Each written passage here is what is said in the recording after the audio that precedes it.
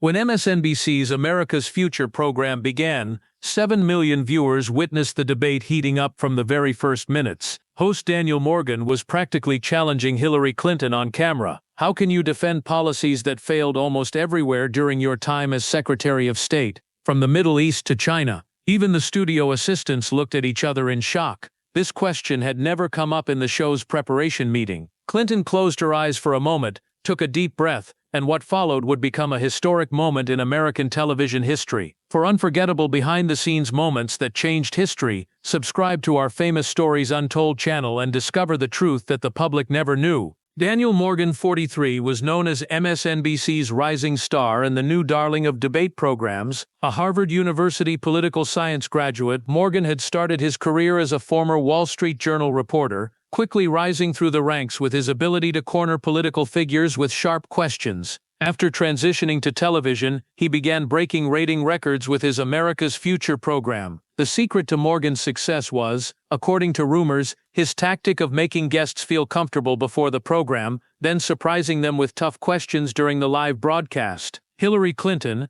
as a former Secretary of State, former senator, former First Lady and two-time presidential candidate, was one of America's most experienced politicians. A Yale Law School graduate, Clinton had managed countless crises, signed international agreements, and worked directly with most world leaders during her 40-plus years in politics. Her decision to appear on Morgan's program was part of a media tour promoting her new book, Global Balance: American Diplomacy in the 21st Century. The program's producer, Lisa Hernandez, whispered to Morgan through his earpiece, "Daniel, this question wasn't in the prep. What are you doing?" But Morgan slightly adjusted his earpiece, ignoring Hernandez. Until now, most politicians invited to his program had become defensive and stammered in response to his tough questions. Putting Clinton in the same position would be a major career victory. Despite the young host's unexpected attack, Clinton maintained her composure. The silence in the studio indicated that all of America was holding its breath watching. Clinton took a small sip from her water glass and smiled.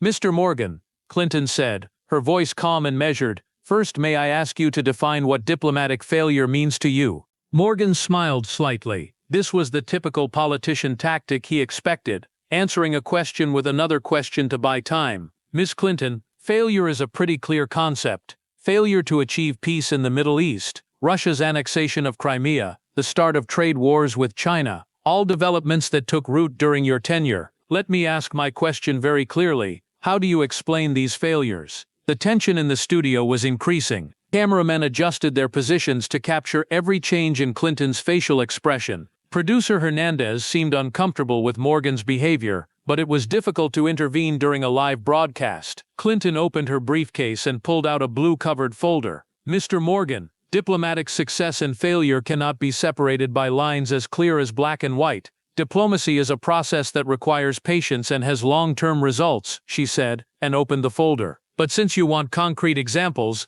let me share some data with you. These are the State Department's official reports showing some concrete progress we made in America's international relations during my time as Secretary of State." Morgan leaned back slightly. "Miss Clinton, we're not doing propaganda here, we're asking real questions." He tried to interject, but Clinton politely stopped him by raising her hand. "Mr. Morgan, you asked a question and I'm answering it. During my tenure as Secretary of State, diplomatic relations were established or strengthened with 112 countries. This created America's broadest diplomatic network since World War II. Clinton pulled out a graph from the folder and showed it to the camera. "This graph shows America's global approval ratings during my tenure. In 2009, when I took office, we achieved a 22% increase in our global approval ratings compared to the low levels during the final years of the Bush era. This is data verified by independent research from the Pew Research Center." The confident expression on Morgan's face was beginning to give way to slight concern. It was clear Clinton was prepared,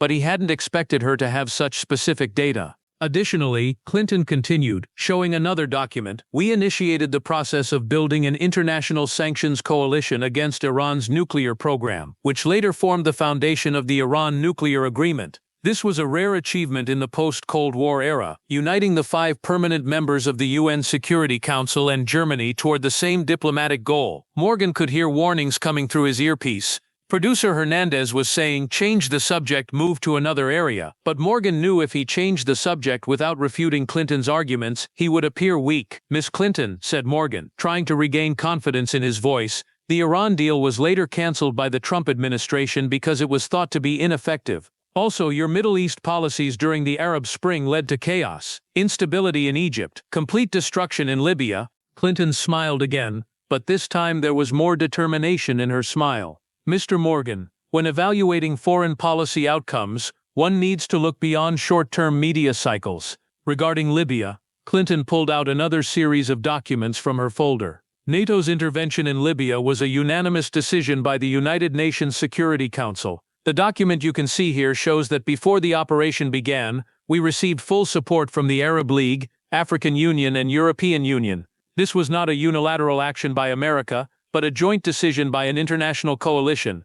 Morgan's eyes widened slightly. He was surprised that Clinton had come with such detailed documents, but he still wasn't planning to back down. But isn't Libya ultimately an example of failure? Civil war, migration crisis, terrorism? Clinton listened patiently without interrupting Morgan, then responded. In international relations, the consequences of every intervention are complex, but there would have been consequences of not intervening as well. According to this risk analysis report prepared by the CIA and National Security Council at that time, she said, showing another document, if there had been no intervention, there was a risk of more than 100,000 civilians being massacred in Libya. Diplomatic success is sometimes measured by preventing unseen tragedies. The atmosphere in the studio had changed. Viewers who were initially excited by Morgan's tough question were now beginning to be impressed by Clinton's calm and knowledgeable approach that supported every argument with documentation. The hashtag #ClintonFacts had already started trending on social media. Morgan felt the need to change his strategy. Miss Clinton, it's easy to show documents, but the real results are clear. You couldn't prevent Russia's annexation of Crimea. Isn't that clearly a failure? Clinton took a deep breath, her expression more serious this time. The Ukraine and Crimea issue was a multidimensional crisis. With your permission, I'd like to tell you exactly what happened during that period. Clinton pulled out a small notebook from her folder. These are my notes from meetings with Russian Foreign Minister Sergei Lavrov. When we noticed Russia's mobility before the Crimean crisis, we launched an urgent diplomatic initiative. Morgan wanted to question the authenticity of the notebook in Clinton's hand, but Clinton continued. In coordination with the European Union and NATO, we prepared details of potential sanctions against Russia. As you can see in this document, in addition to economic sanctions, we developed a multi-phase plan targeting Russia's international isolation. Clinton pulled out yet another document. These are the minutes from a closed meeting of the Obama administration's National Security Council. As you can see, we adopted an approach we called graduated response strategy. Our goal was to deter Russia from further aggression, and you can see this strategy worked. Russia didn't go beyond Crimea. Morgan realized that some of the documents Clinton was showing should be classified. Miss Clinton, how do you have these documents? Aren't these classified documents? Clinton smiled. Mr. Morgan, all the documents I'm showing have been made public under the Freedom of Information Act or presented during congressional investigations. None are classified. They're just documents that the media wasn't very interested in but that foreign policy experts and academics have examined closely. Morgan was beginning to realize his strategy wasn't working. Clinton wasn't just answering each of his questions, she was supporting every claim with documents and data. He could hear voices coming through his earpiece. Go to commercial, Daniel. Go to commercial. Dear viewers, we'll continue our program after a short commercial break, said Morgan with a forced smile. When the cameras turned off, there was a tense atmosphere in the studio. Morgan turned to producer Hernandez. This woman came prepared for everything. Normally politicians get defensive, they stammer, give evasive answers, but she's documented everything. Hernandez gave Morgan a stern look. Because you broke the format of the program, Daniel. We were supposed to talk to her about her book, not conduct an aggressive interrogation about past policies. This was unprofessional behavior. During the commercial break, Clinton was calmly taking a sip of her water and organizing her notes. Her assistant came over. You're doing great, Miss Clinton. Morgan is cornered. Clinton shook her head. This isn't a race, Jennifer. My goal isn't to corner anyone, it's to explain the facts. Diplomatic processes often escape public attention. Maybe this is an opportunity to make them a little more visible. When the commercial break ended, Morgan's approach had softened slightly. Welcome back, Miss Clinton. In your book Global Balance, American Diplomacy in the 21st Century, you devote considerable space to relations with China. Did you foresee China's current economic and military rise during your time as Secretary of State? Clinton opened a different folder this time. Actually, Mr. Morgan, China's rise was one of the top priorities of my State Department. In my article titled America's Pacific Century, published in Foreign Policy magazine in 2011, I detailed the need to shift America's strategic focus to the Asia-Pacific region. Clinton showed a copy of the article. As part of this strategic shift, we developed a multilateral approach to bind China to international norms and rules. The foundations of the Trans-Pacific Partnership (TPP) were laid during this period. Morgan nodded. But the TPP was later cancelled as well. Yes, and I think that was a strategic mistake, said Clinton. TPP wasn't just a trade agreement, it was a geopolitical tool designed to balance China's economic influence. Look, this independent analysis by the Rand Corporation shows how TPP implementation could have balanced China's economic influence. Morgan was increasingly uncomfortable with how prepared Clinton was on every topic. He decided to approach from another angle. Miss Clinton, you talk about diplomatic successes, but tragic events like the Benghazi attack also occurred during your tenure. How do you explain such failures? Clinton's expression changed, becoming more serious. Benghazi has always been a source of deep sadness for me. We lost 4 Americans, including my close friend Ambassador Chris Stevens. Clinton paused for a moment and took a deep breath. Look, 8 separate congressional investigations were conducted about Benghazi. I personally testified in all of them. I answered every question during investigation sessions totaling 11 hours. Clinton pulled out another document. This is the final report of the House Intelligence Special Committee, a committee controlled by Republicans. The report didn't identify any mismanagement or negligence. Yes, security protocols needed improvements, and we initiated those improvements. Morgan was struggling to produce arguments against Clinton's detailed and document-based responses, but critics say some questions about what happened that night still remain unanswered. Clinton nodded politely. Mr. Morgan, diplomacy and national security are complex areas. They will always be open to different interpretations, but what's important to me is being able to conduct a fact-based analysis. That's why I support every claim with documents. Clinton paused for a moment, then continued. Success and failure in foreign policy are often not as clear as black and white. Success often means preventing worst-case scenarios. We can never know about crises prevented through our diplomatic efforts because they didn't happen. As Morgan approached the end of the program time, he realized that Clinton's approach of supporting every claim with documents and data had neutralized his aggressive questioning tactics. He decided to make one more attempt. Miss Clinton, despite all these documents, public opinion polls show that many Americans still view your foreign policy approach with skepticism. How do you explain this perception? Clinton was prepared for this question too. Public perception is often influenced by media narratives, Mr. Morgan. Here's a study conducted by Harvard Kennedy School. She showed another document. This study analyzes how foreign policy issues are framed in the media. According to the findings, long-term diplomatic successes receive much less media attention than short-term crises. Clinton continued. For example, America's efforts to support democratic transition in Myanmar were the result of years of patient diplomacy. This process culminated in Aung San Suu Kyi's release from prison and coming to power through democratic elections. However, this diplomatic success received not even a tenth of the media attention given to the Benghazi attack. Morgan received the signal indicating the end of the program. One final question, Miss Clinton. In today's world, what do you think is the biggest challenge for America's foreign policy? Clinton thoughtfully responded as she closed her folders. The biggest challenge is maintaining our capacity to find global solutions to global problems. From climate change to pandemic control, from cybersecurity to preventing nuclear proliferation, no nation can solve these challenges alone.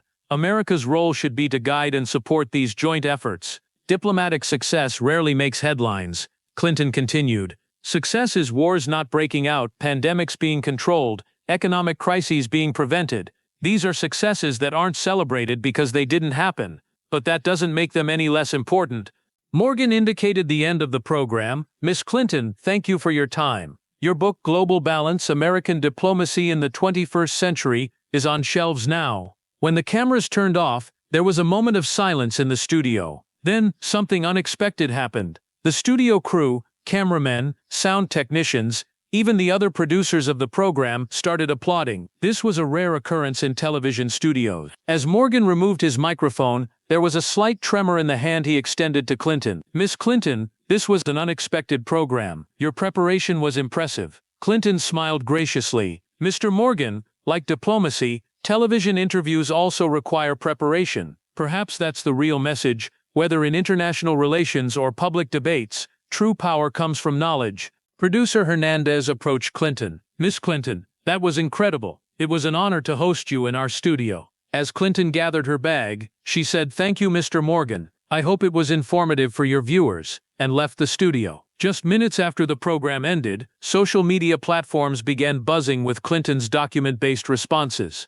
The hashtag #ClintonFacts had become a worldwide trend on Twitter. Political commentators were describing Clinton's approach of supporting every claim with documentation as a masterclass in political communication. In an assessment published hours after the program, The Washington Post's political analyst wrote, "Clinton responded to Morgan's aggressive questions with diplomacy itself, calm, knowledgeable, and supporting every claim with concrete evidence. This was a lesson in how political interviews should be conducted." Even Fox News had to admire Clinton's performance. "Hillary Clinton delivered an extraordinary media performance today on MSNBC," said a famous commentator. "While we may disagree with her political views, her level of preparation and knowledge is admirable." For Morgan, the results were mixed. On one hand, the number of people watching the program had broken records. His confrontation with Clinton was a huge success in terms of ratings. On the other hand, the hashtag Morgan failed had also started trending on social media. Viewers and media experts were commenting that Morgan's unprepared questions had only served to reveal the depth of Clinton's diplomatic career. A week after the program, MSNBC's board of directors called Morgan to their offices. It was announced that there would be changes to the format of America's Future, adopting a more research-based, less confrontational approach. Morgan was given the option of either adapting to this new format or leaving the channel. At this turning point in his career, Morgan decided to learn from his encounter with Clinton. "I can change too," he told MSNBC executives. "Maybe real journalism isn't about cornering your subject, but about revealing the truth."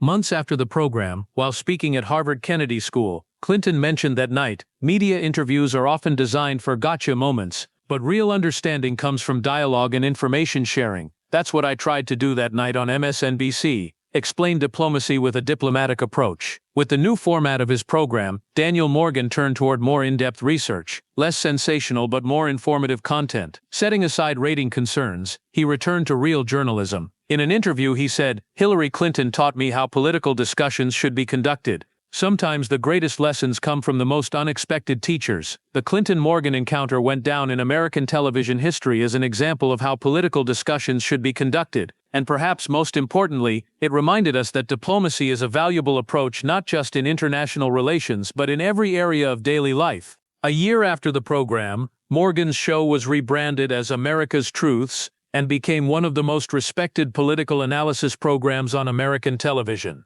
Morgan applied the lesson he learned after his interview with Clinton to every guest. Listen first, then question. Clinton's book rose to the top of the New York Times bestseller list after her appearance on the program and remained on the list for 22 weeks. The book was accepted as a reference source not only by political circles but also by international relations students and diplomats. Perhaps the most striking outcome of this event was Yale University's invitation in 2025 for Clinton and Morgan to come together to teach a joint course titled Media and Diplomacy: Public Dialogue in the 21st Century. The two former rivals were now teaching future journalists and diplomats about the power of knowledge and the importance of preparation. In an interview, Morgan said about Clinton, "She gave me a political lesson in the studio that night, but the lesson she gave was actually much deeper. Success isn't measured by defeating your opponent, but by bringing truth to light. Clinton showed me the real meaning of diplomacy, and this was one of the most valuable lessons of my life." Clinton, in her final speech at Harvard, evaluated this event. "Sometimes the best diplomacy lessons are given not at international conference tables but in unexpected places. My encounter with Morgan showed the essence of diplomacy: preparation, knowledge, and a calm approach. This is a universal formula that works not just between countries but in all human interactions." This extraordinary television moment continues to be remembered as a turning point not only in American media history but also in modern diplomatic doctrine, an unforgettable example of the victory of diplomatic wisdom over aggressive questioning. Don't forget to subscribe to our channel and like this video. Turn on notifications so you never miss our next video. See you in the next video.